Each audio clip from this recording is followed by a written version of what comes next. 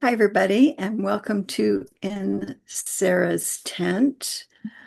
My name is Nancy, and I have Sandy here with me. Hi, Sandy. Hi, Nancy. How are you tonight? I'm good. How about you? I'm good. Thank you. Looking forward to our discussion. Yeah, me too.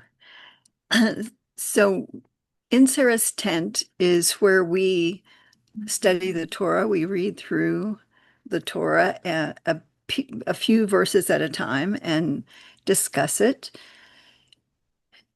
And so tonight we're going to be continuing in the story of Sodom and Gomorrah. Where we left off last week was the we compared the story of the angels coming to see Abraham with the angels coming to see Lot and how they responded to their visitors. And Lot invited the angels in to protect them from the crowd. And now the crowd is at the door. So I'm going to ask Sandy to please read for us. And you've got the verses. Right. Oh, just read the first two verses. Okay.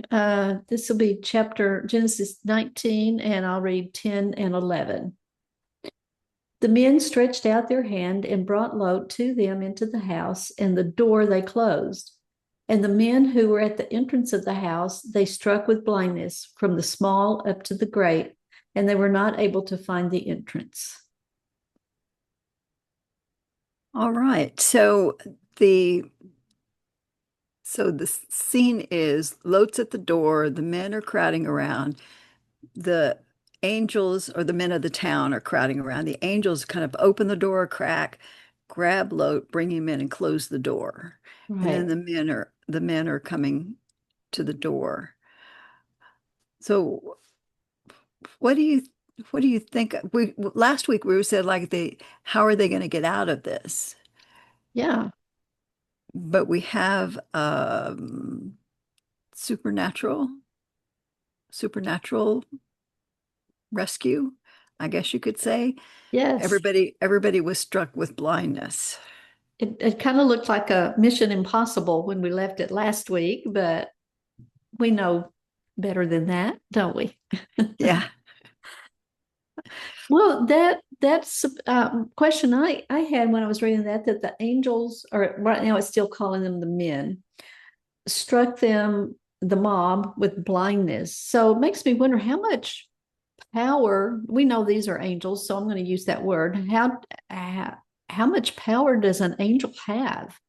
I know it's only how much power God allows them to have. They can't do anything on their own, but this is pretty incredible that they were able to strike this entire mob with blindness. Yeah, that's a good point. And I think that you answered yourself that Hashem gives them whatever they need to accomplish their task. Like you had said a Mhm. couple of weeks ago, each angel has one task. Right. And so apparently this was their task and they had the resources to do it. But Yeah. yeah, that is pretty powerful to do something that is beyond the natural. Yes. And you would think that would have kind of brought the situation to an end. It suddenly, if I'm in that mob and suddenly I'm struck with blindness, I might kind of freak out and forget what I was there for. Yeah, but the mob persists. Yes. Even though they're blind, they're still looking for the door. And Yes. I was impressed by that. I don't know if we should be impressed by evil, but I was impressed that they were so persistent in their desire to do evil. Yeah. And I thought maybe we could get a lesson from this that evil deeds are so enticing that the wicked will pursue it or persist to pursue it, this evil deed, no matter what the barrier is. And that righteous people should also have equal tenacity while they're Well, trying to do their good deeds. Yeah, I think that's an important lesson we can take from it, that no matter what obstacles we might run into to carry out Hashem's mitzvahs, that we don't let them stop us. We keep going and pursuing. Yeah, I think it's in one of the Pirkei Avot Mishnahs that says we can learn from, or we should be able to learn from anybody. So I guess even from, we look at how the wicked do something, we can take it and modify it and turn it for good purposes. Learn from anybody. I agree. I like that. So anything else on the first two verses? No, I think that it still, I just still think if I'm in the house, how terrifying it must be to hear the mob out there. And um, well, maybe the people in the house don't know that the mob has been struck with blindness. Maybe they don't know that. I just kind of assumed that they did, but how would they know? The angels, drag Lot back into the house and then do this. So maybe Lot and his family doesn't know what's happening. What has happened? But anyway, no, that's nothing else I have on that. Shall I go on to the next verses? Yeah, do 12, 13, and 14. Okay. Let me grab my glasses so I can see what I'm reading. Okay. Verses 12, 13, and 14. Then the men said to Lot, in addition, whom do you have here? Son-in-law, your sons, or your daughters? All that you have in the city, remove from the place. For we are about to destroy this place. For grown great has their outcry before the face of Hashem. So Hashem has sent us to destroy it. So Lot went out and spoke to his sons in law and the betrothed of his daughters, and he said, get out, get up, out, and go from this place, for Hashem is about to destroy the city. But he seemed like a jester in the eyes of his sons in law. All right. So apparently the angels want to include Lot's extended family, Yes. his married daughters and their husbands, and maybe it seems like the two unmarried daughters have fiancés, I guess you could say. Yeah, The that's kind of what I'm the way I'm reading it, because it uses the word betrothed. Yeah. Yeah. What do you think? Is this the first time the angels have told Lot what's going to happen? Yes, that's what I'm thinking. Yeah. Do you think it's a surprise to Lot that the city's going to be destroyed? Well, it might be because just I don't recall when he meets them in the town square and invites them to his home. I don't recall that they gave him any indication as to why they were there. So this might be the first time he knows what's going to happen. But we see God's mercy and kindness in that He's given Lot the opportunity to bring in his extended family. Go get your other family members. Who else do you have in the city? Go get them. So I was thinking this sounds kind of like a shortened version of the flood Yes. because it's just the city or the cities in the surrounding area that's wicked and going to be destroyed, but it harkens back to the flood where the world was wicked and the world was destroyed. Mm-hmm. And then Lot and his family are allowed to get out, like Noah and his family were allowed to Oh get yeah. out. Oh, I good wonder if connection. I wonder if Lot thought about that or if he because it wasn't that long ago that the flood had happened. Only Well, been yeah. But you what, made me 10 think of, generations? yeah, it hasn't been that long. You also made me think of something, Nancy. It doesn't seem like it was Lot's idea to go get his extended family.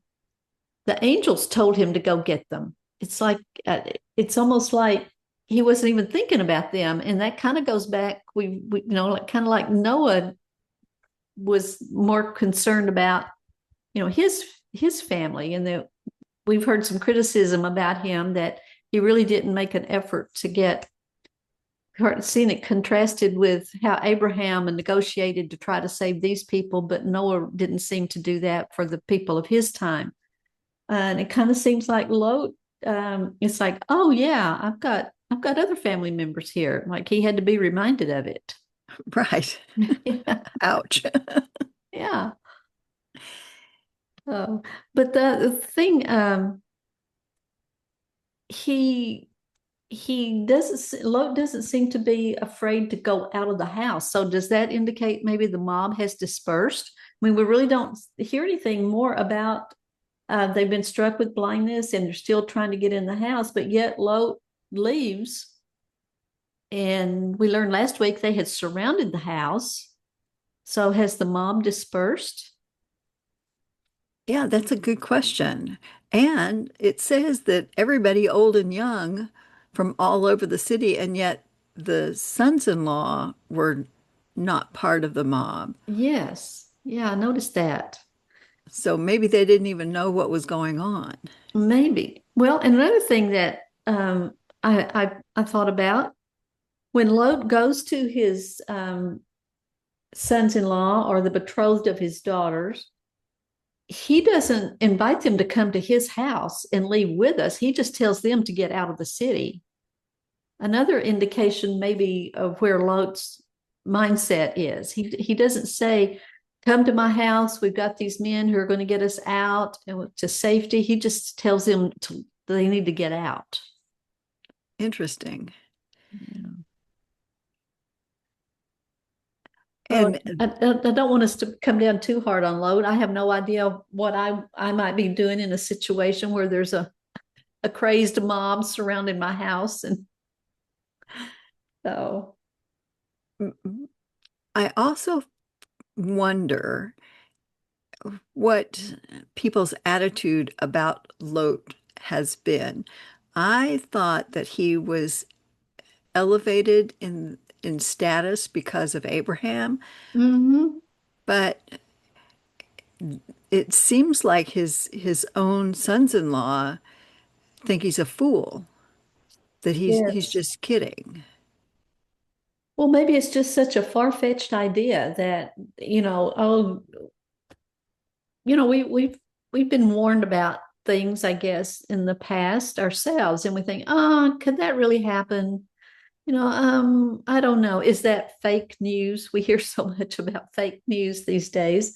Um, so maybe it was just such a far-fetched idea they couldn't wrap their heads around that. And if they were, I don't know if they lived in Sodom and Gomorrah, did they have any understanding of the one God of Hashem to know that he would have the power to do that if he chose to? I don't know what their situation is. Right. Interesting the dynamics between the sons-in-laws and the sons-in-law and Lot. Right. And if his daughters are engaged, or maybe even if he's got other daughters who are married to men in the city, it seems like they have really assimilated in, maybe, if he's allowing his daughters to marry the men of the city. Yeah, that's a good point. Yeah, yeah, the men of the city would not be part of the Abrahamic family. Right. Hmm, that's a good point. We're going to, huh, yeah, okay. I hadn't thought about that. I thought that, they were part of the family, but they're only a No, part of the maybe family not. just because. the married daughters had married outside the family. Interesting. Could be, yeah. I mean, we don't have a lot of details on what Lot's life was like once he settled in that area as to what his interaction was. But like you pointed out, and last week, he's sitting in the city gate, which we talked about last week that's a sign of honor. That the judges typically sat. That's where they sat. So it's kind of like, okay, we've let you in, but you're still really not one of us, maybe. Yeah.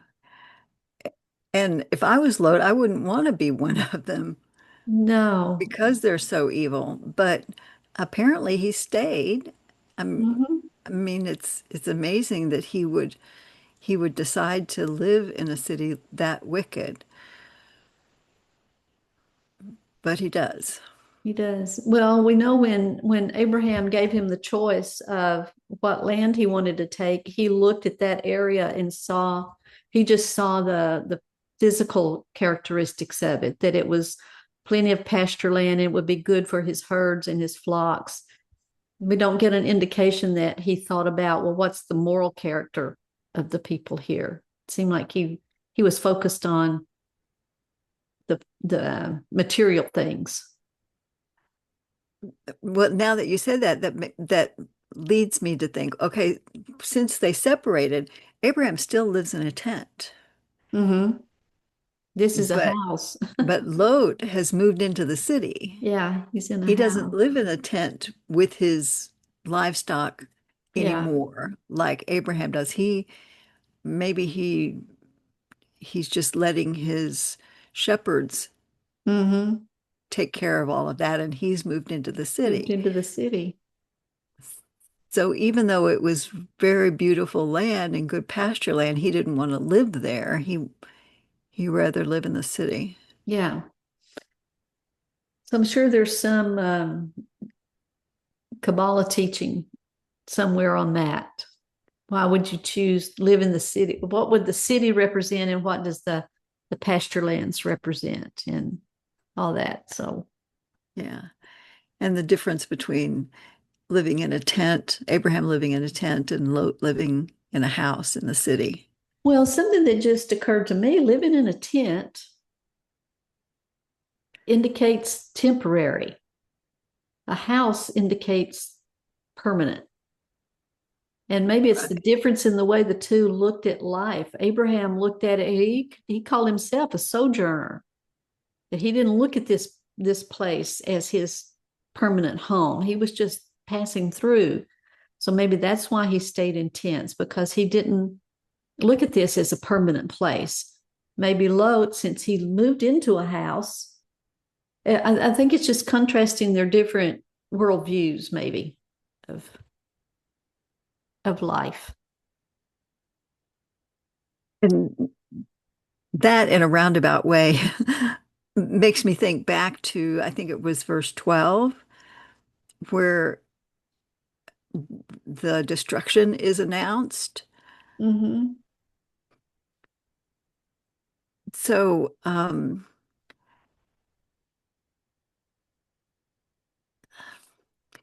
well, I just lost my train of thought. Oh, okay.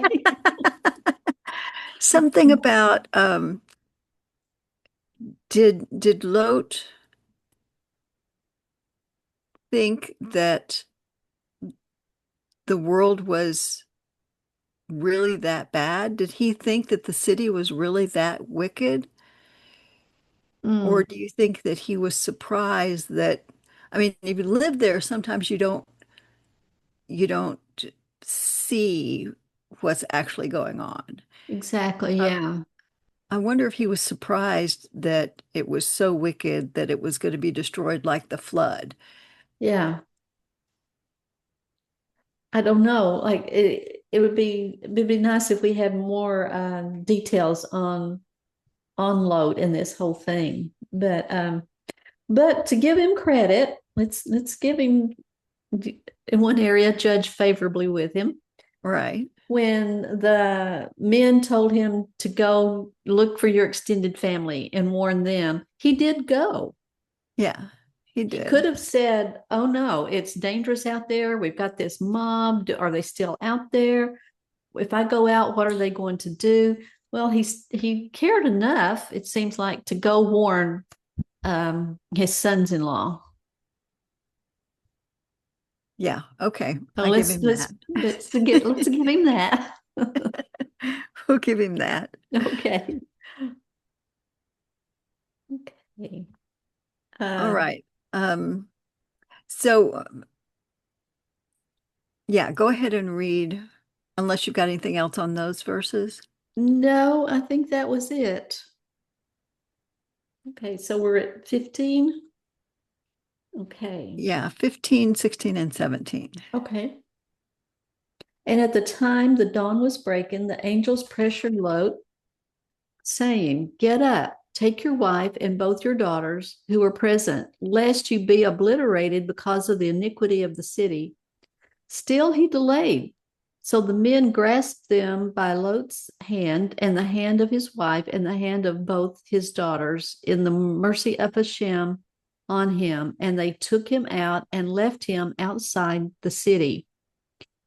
And it was as they took them outside that he said, "Flee for your life. Do not look behind you and do not stop anywhere in all the plain. To the mountain flee, lest you be obliterated." That's kind of a final word, obliterated. So the angels like just grabbed their hands and Mhm. ran them out of the city. But it sounds like they stopped outside the city and sent them away. Right. So why are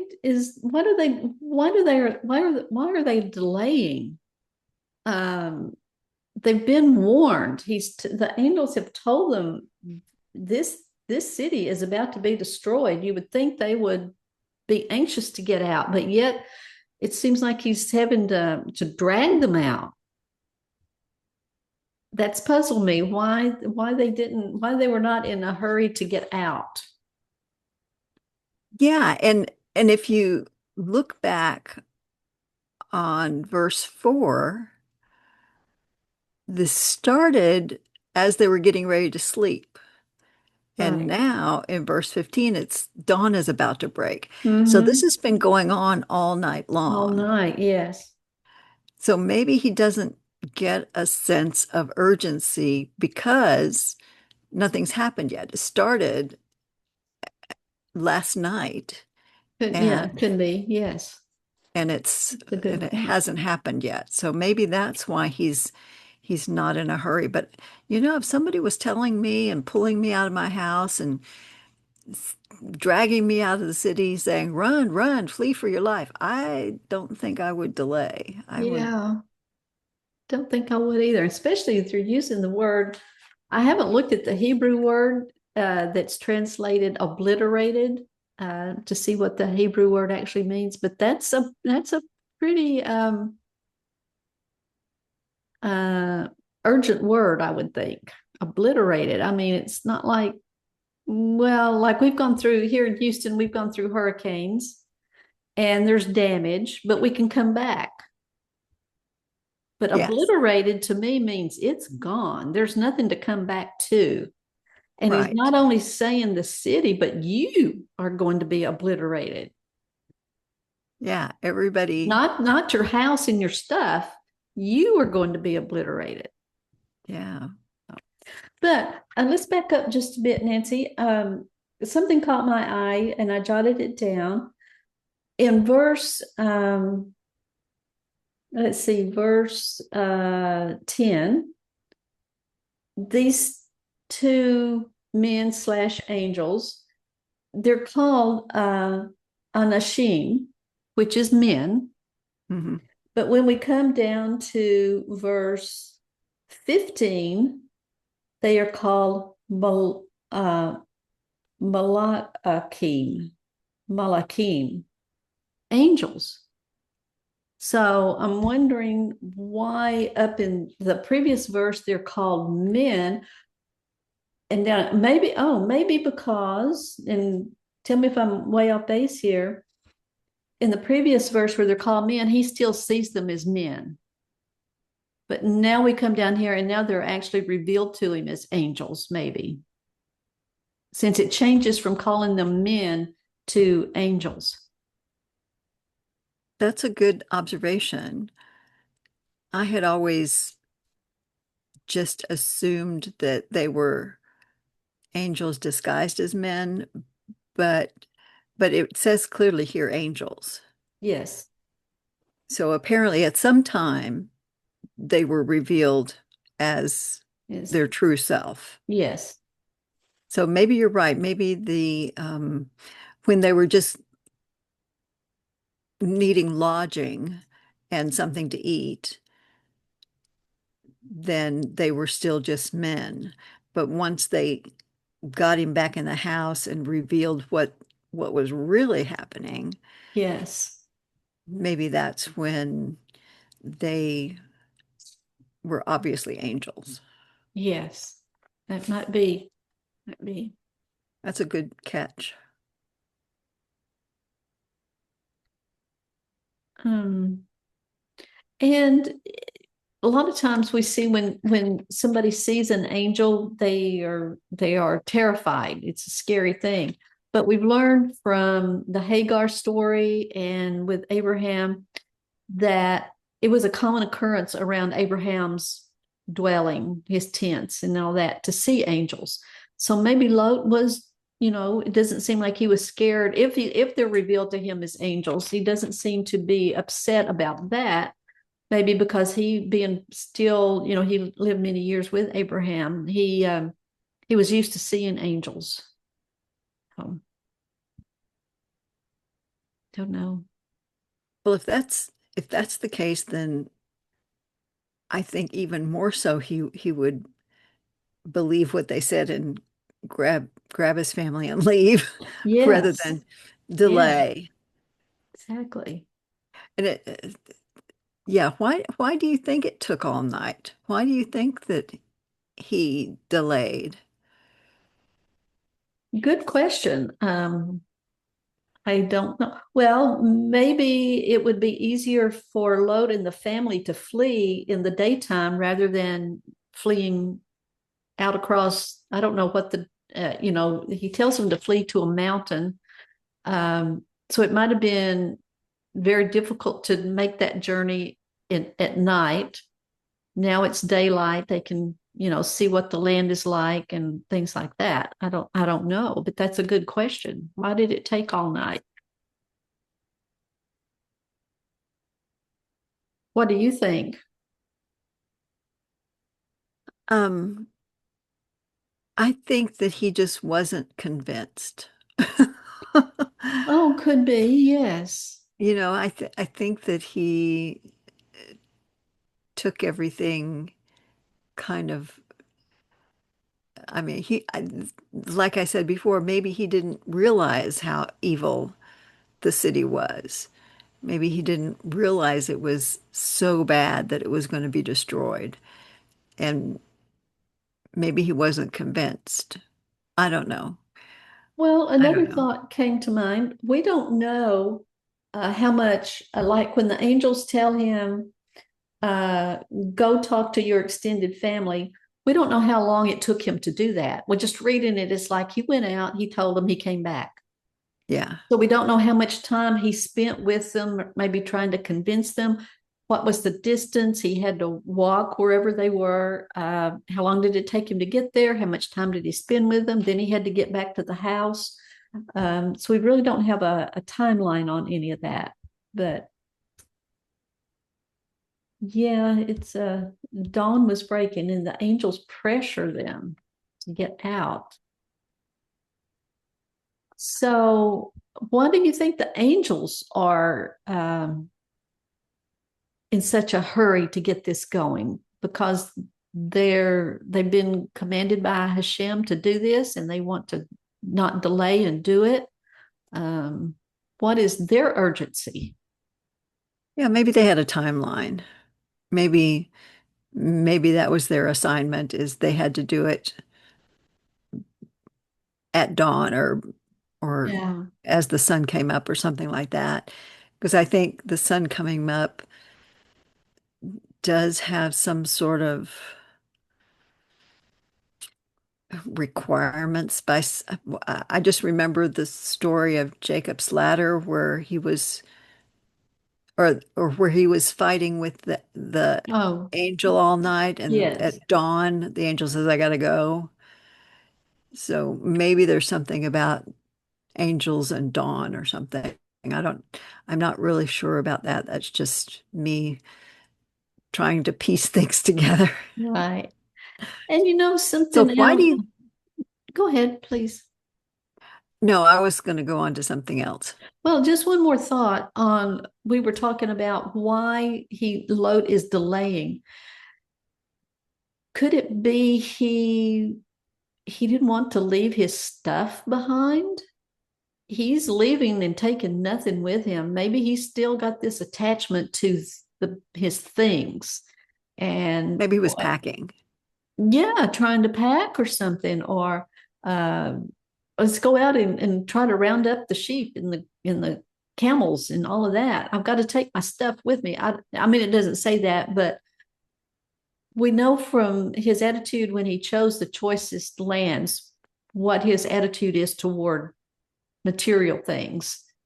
So maybe he didn't want to leave that behind. I don't know.